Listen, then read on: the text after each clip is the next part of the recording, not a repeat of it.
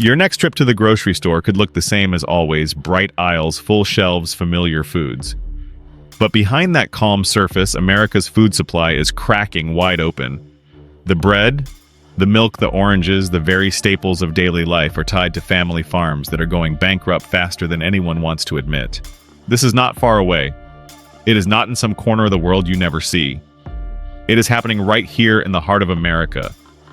California's orchards, Florida's citrus groves, Texas cattle country, the cornfields of Iowa, each is being pushed to the edge by crushing debt, vanishing water, and unstoppable disease. Bankruptcies are exploding. Generational land is being sold to foreign buyers, and once a farm disappears, it almost never comes back. In today's video, we reveal the 10 U.S. states where farming is collapsing the fastest, and one of them may control the very food on your table tonight. 1. Kansas. Kansas is the land of wheat, the state that has fed America for generations. But here's the hard truth. The breadbasket itself is running out of money. Farmers across Kansas are watching their bank accounts dry up while their fields still stretch for miles. It looks steady from the highway, but behind the scenes, cracks are widening. The Kansas City Federal Reserve has already sounded the alarm. In the spring of 2025, farm income across the plains fell again. Debts are stacking, repayments are slipping. And the hardest hit are farmers who rely on corn, wheat, and soy, the very staples that fill dinner tables every single day. Think about it. Your loaf of bread may cost only a few dollars at the store, but the Kansas farmer who grew the wheat behind it is drowning in bills, borrowing just to stay afloat. It's a cruel twist, cheap groceries for you, crushing debt for them. This squeeze is forcing many to gamble on the future. Some are selling off land just to pay interest. Others are pushing their banks for loans they know they might not repay. And once land slips away, whether to large corporations or foreign buyers, it rarely comes back to the families who worked it for generations. There are glimmers of resilience. A handful of Kansas farmers are experimenting with specialty crops or banding together in co-ops. But these are tiny life rafts in a storm. The bigger story is one of steady erosion of wealth erosion, of independence erosion, of trust in the promise that farming could still sustain a family. And here's the haunting part. If Kansas falters, it's not just another state in trouble. It's the breadbasket of America. Lose Kansas farms, and you risk losing the very flour that makes the nation's daily bread. But Kansas isn't alone. Just north, another farm state is facing a threat so strange it sounds like science fiction, a deadly virus inside its dairy herds. Nebraska may be the next domino to fall. 2. Nebraska. In September of 2025, Nebraska residents woke up to headlines they never expected. Bird flu had spread into local dairy cows. For families who grew up trusting the milk in their fridge, it felt like the ground shifted under their feet. Suddenly, neighbors were asking if the carton at breakfast was still safe, if the farm down the road would survive, and what this meant for the future of food in their state. Officials tried to soothe the public. Yes, pasteurized milk is safe. That part is true. But inside farmhouses across Nebraska, reassurance doesn't pay the bills. When a herd tests positive, cows are lost, production drops, and families are left staring at shrinking paychecks and growing debts. For a farmer, each cow isn't just an animal, it's years of care, a lifeline, a promise to keep the family afloat. Watching that disappear is more than business. It's heartbreak. And all of this hit while Nebraska was already under strain. For the first time in 6 years, land values are falling. Farmers who once leaned on steady ground now feel it slipping away.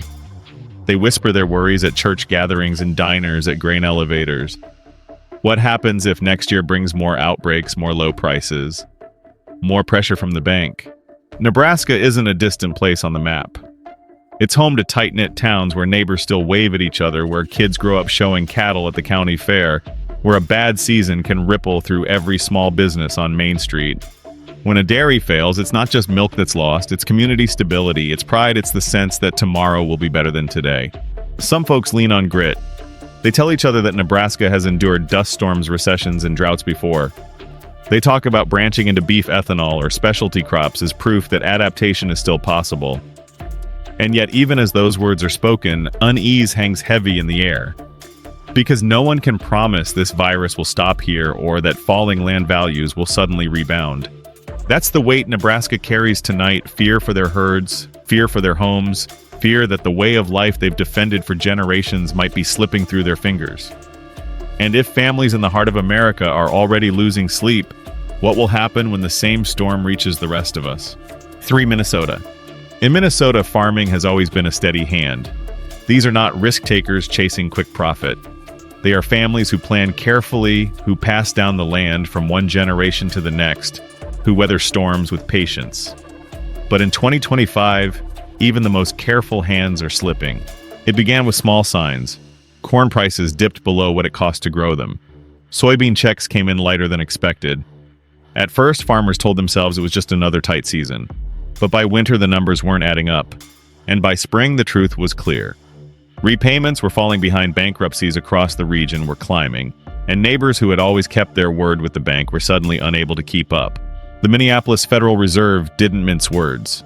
Its report showed farm finances, weakening credit conditions, tightening, and families leaning harder on loans just to stay alive. To the outside world, Minnesota's fields looked as green as ever. But behind closed doors, farmhouses were filled with anxiety. Couples whispered late at night about how to pay suppliers. Parents wondered if their children would be the last generation on the land. The pressure runs deeper than money. In small towns across Minnesota, farming isn't just an occupation. It's identity. It's pride. It's the glue that holds communities together. When a farm closes, the impact doesn't stop at the property line. The hardware store sells fewer bolts. The diner loses its regulars. The school sees another family pack up and leave. A single farm auction can shake the confidence of an entire town. And the weight on individual farmers is crushing. Some lived through the farm crisis of the 1980s and swore they would never see anything like it again. Now they watch history creeping back, except with fewer neighbors left to stand alongside them. A farmer can fix a broken tractor or fight through a drought. But how do you fight interest rates that keep climbing, or prices that stay too low, or lenders who no longer believe you'll make it? The hardest part is the feeling of isolation. These are proud people. They don't always speak their fears aloud. But you can see it in the hesitation at church when the offering plate comes around, in the empty seats at the cafe that used to buzz with laughter, in the quiet nods at the grain elevator when words are too heavy to say. And that's the true danger in Minnesota. It's not just fields under stress, it's people. Families who gave everything to their land are being drained of hope.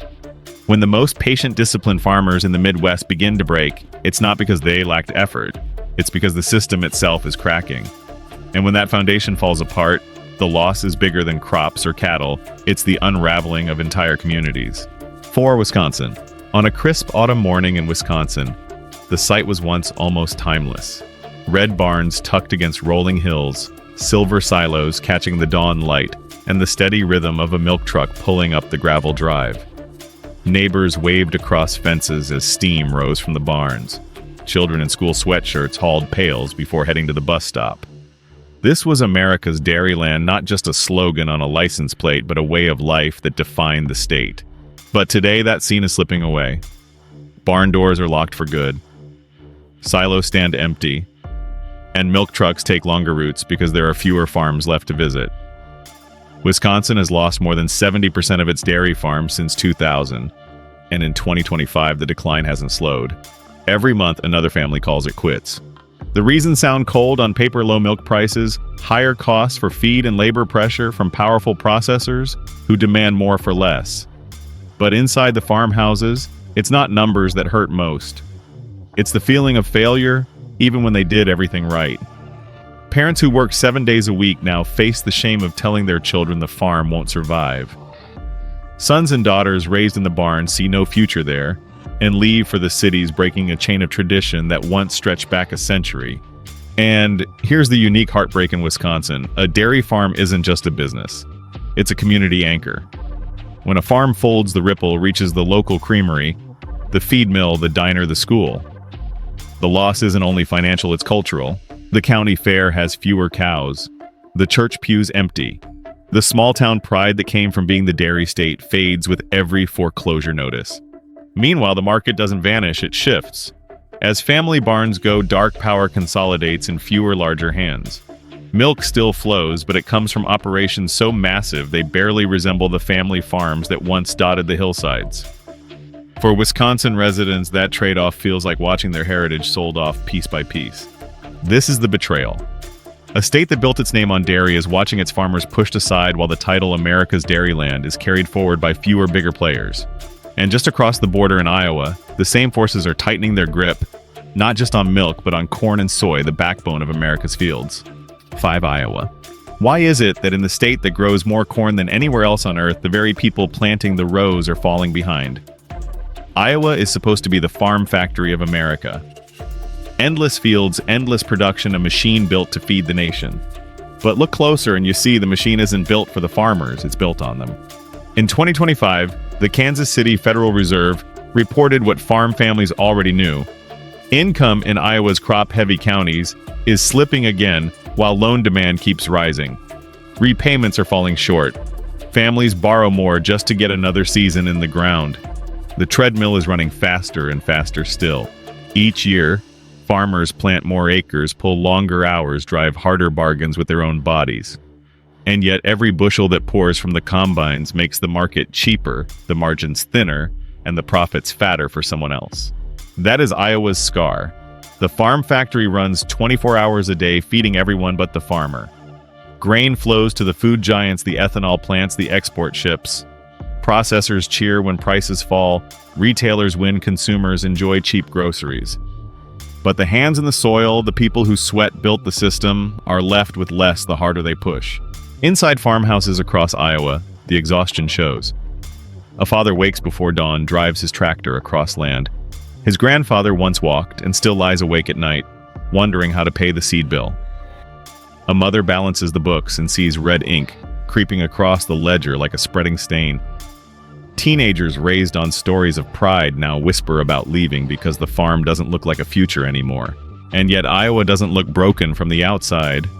The fields still glow green in summer. The grain bins still tower against the horizon. The factory still hums. That's the cruel trick. It looks alive, but it is hollowing out the very people who keep it alive. A few families push back with co-ops or direct sales. A handful try specialty crops. But these are outliers. The system is built for scale, and scale grinds the individual down. Iowa isn't just another state in trouble. It is proof that America's food machine can keep running at full speed, even as the farmers at its core are ground to dust. 6. Arizona. Without water, there is no farm. And in Arizona, the water is being taken away. For decades, canals carried Colorado River water across Pinal County, transforming desert into fields of cotton alfalfa and vegetables bound for dinner tables across America.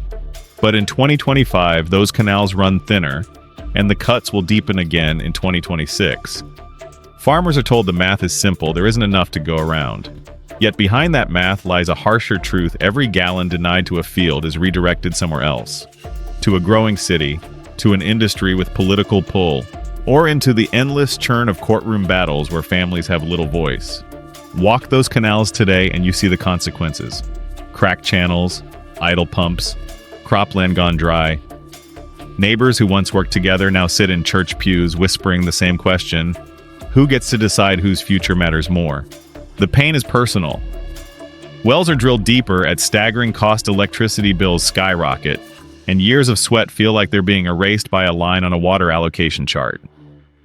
A farmer's choice isn't between corn and cotton anymore, it's between planting or quitting. And yet the land doesn't always stay empty. Entire cotton fields are being scraped clean, replaced with rows of solar panels feeding Phoenix's power grid instead of America's shirts. A landscape once built to feed the nation is being repurposed to light its cities. To some, it's innovation. To the families who lost those fields, it's a reminder that the system rewards everyone but the farmer. Arizona's crisis isn't about individual mistakes.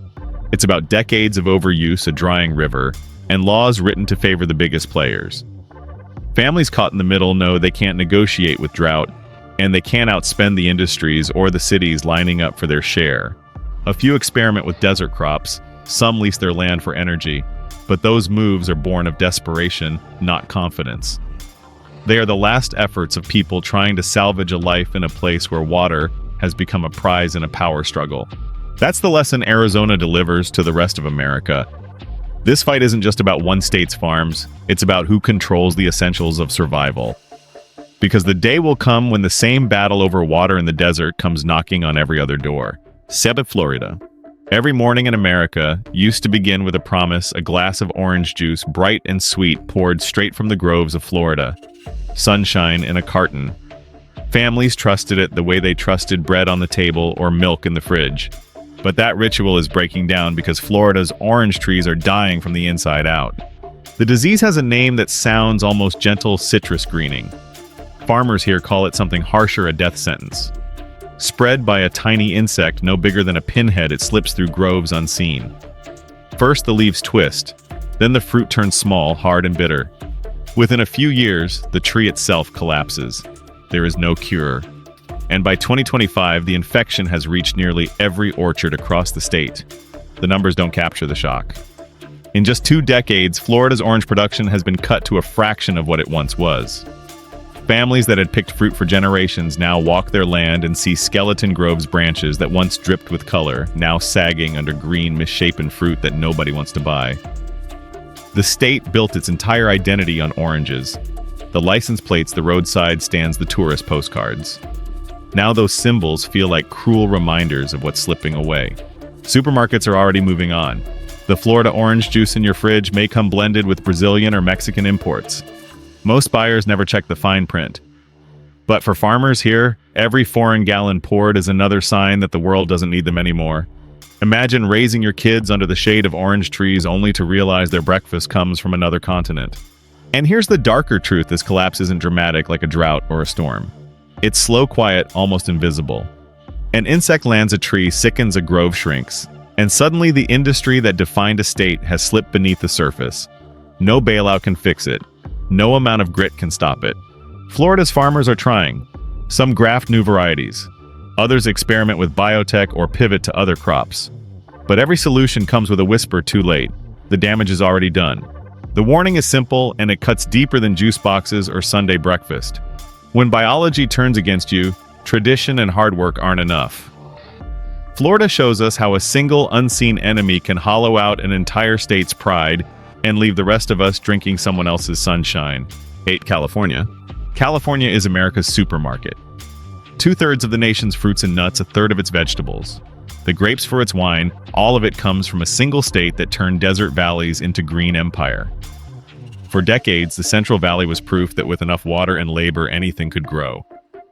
But in 2025, that illusion is breaking. The water that once fueled this machine is running dry. Snowpack in the Sierra shrinks.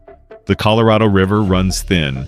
Aquifers that took millennia to fill are being sucked down in decades. Wells are drilled deeper and deeper until pumps burn out and bills soar. And orchard after orchard trees are bulldozed because keeping them alive is more expensive than tearing them out. Drive through Kern County today and you'll see the contradiction. Fields of lettuce wilting in the heat sit next to mile-long stretches of almond orchards abandoned to dust. Some groves are ripped clean, bare dirt stretching to the horizon. The trees gone, not because they were sick, but because their owners couldn't afford to water them. And yet, the collapse isn't hitting everyone equally. Big corporations with lawyers, water rights, and global investors survive. Family farms do not. Neighbors who once grew grapes side by side now watch as one sells to a conglomerate while the other shuts down for good. The map of ownership shifts quietly: fewer families, more corporations, more land in the hands of people who will never live there. The damage spreads beyond farms. Workers who picked strawberries and melons lose jobs. Small towns built on agriculture hollow out. Farm workers face scorching heat waves one season and layoffs the next. And for consumers, the promise of cheap California produce is slipping away. Prices for almonds, lettuce, grapes climb higher, and more of what sits in your grocery aisle comes stamped product of Mexico or product of Chile. California's crisis is not just about climate or mismanagement. It is about a system that turned land and water into assets for the powerful, while families who made the soil bloom are left behind. The orchards and vineyards that once symbolized abundance are now reminders of how fragile that abundance always was. Here's the truth: if California falters, it's not one state's tragedy, it's a national one. Because when the supermarket of America can't fill its shelves, the hunger doesn't stop at the border of the Central Valley. It spills into every kitchen in the country. 9. Texas. Texas has always been cattle country. From the Panhandle Plains to the hill country, ranching is stitched into the state's soul. The cowboy, the longhorn, the steak on the grill, all symbols of a land where beef wasn't just food, it was identity.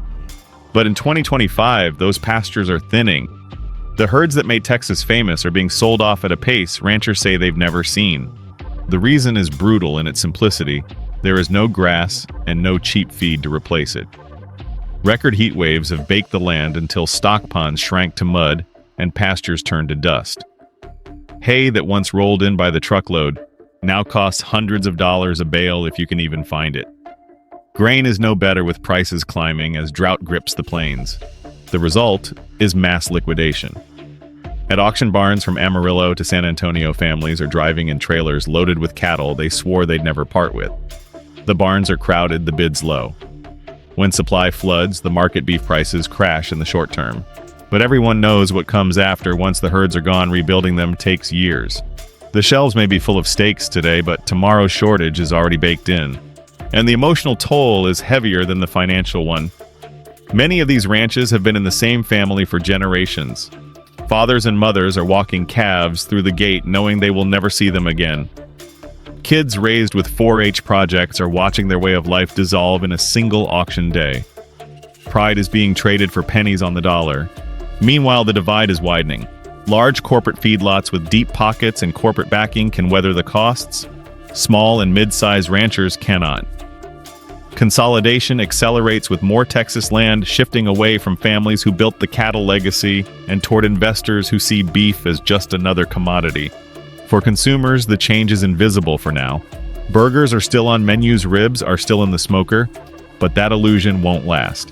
As herds vanish, America's beef supply grows fragile. The steak on your table tomorrow may be scarcer, more expensive, and less likely to come from Texas at all. Texas was supposed to be the one place ranching would never fail.